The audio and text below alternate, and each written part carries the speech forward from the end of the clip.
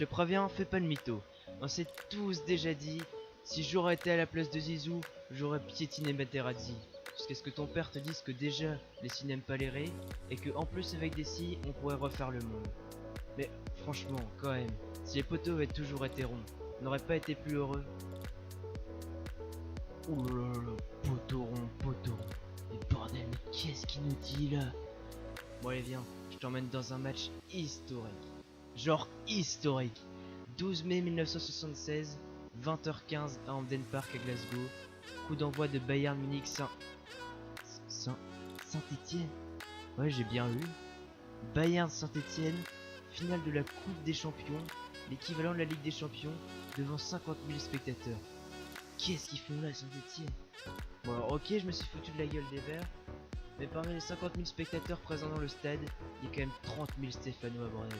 C'est quand même une putain d'ambiance, non? Non mais à l'époque c'était des ouf les Stéphanois, elles devaient se dire putain faut que je profite à fond de cette époque, bordel. Ça se trouve dans 40 ans, on aura des vieux joueurs là avec des vieux blazes genre Nolan Roux ou je sais pas Mohamedou Dabo. Ouais, parce que là leur équipe elle faisait vraiment rêver.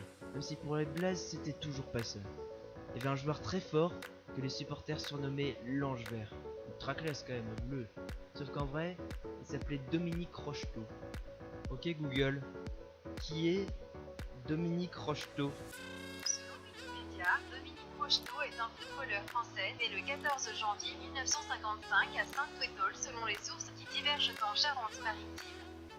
Voilà, maintenant tu sais qui est Dominique Rocheteau. Oh t'inquiète, m'en remercie pas.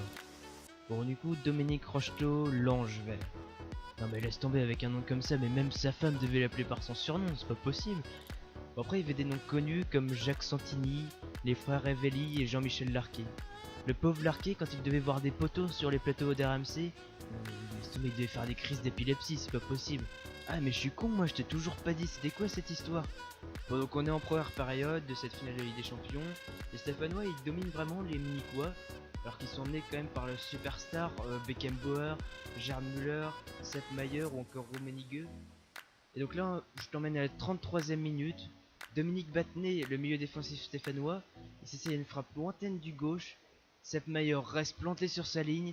Là laisse tomber, ton père il s'est déjà levé de son canapé, ton oncle il est déjà en train de montrer à ton grand-père qu'il a Battenet en panini, ta tante elle se lève mais en vrai elle pensait que Saint-Étienne jouait en blanc, on entend déjà les klaxons dans les rues, et puis BAM! Alors non, c'est pas ta tante qui s'est rassise à côté du canapé, non là c'est la frappe de Battenet qui a tapé sur une connasse de barre transversale qui est carré. Ouais non, elle est pas ronde, à cette époque c'était pas rond, c'était carré. Mais bordel, mais pourquoi ils étaient si cons à l'époque? Ouais, c'est pas grave, reste dans ton match Dominique, ça va bien finir par rentrer.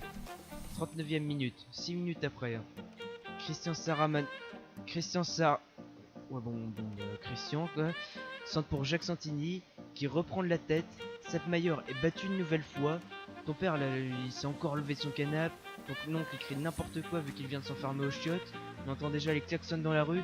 Et puis BAM! Encore une fois! La tête de Jaco s'écrase contre cette connasse de transversale carré. Maudit. À ce moment-là, au fond de toi, tu sais très bien que même un discours de Pascal Deprat ne peut te réconforter. Là, tu commences à croire au rééquilibrage, c'est qu'il peut y avoir dans FIFA ou des trucs comme ça. Là, tu sais que la finale, elle t'échappe en fait.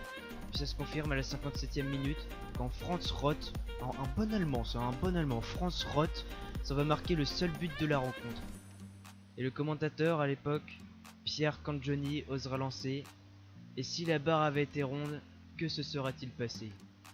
Franchement, tout le monde aurait donné la victoire aux Verts pour leur domination. Tout le monde sauf ces putains de poteaux. Ces putains de poteaux qui ont été achetés ensuite par le club de Saint-Étienne comme souvenir. C'est bien la loose, hein, on aura connu quand même meilleur souvenir. Bon mais la fête était quand même au rendez-vous, les Stéphanois et l'ensemble des Français sortant dans les rues pour rendre hommage à cette fabuleuse équipe qui franchement aurait mérité un bien meilleur sort. De leur côté, les Allemands n'ont aucunement fêté leur titre. La putain de froideur allemande. Tu sais, genre ils gagnent 1-0, c'est tellement pas mérité. Puis ils s'en foutent en vrai. Eux ils font pas la fête. Bon alors franchement, poteau carré au rond, même si on ne retient que le vainqueur, le plus important, c'est pas le bonheur, c'est tellement beau.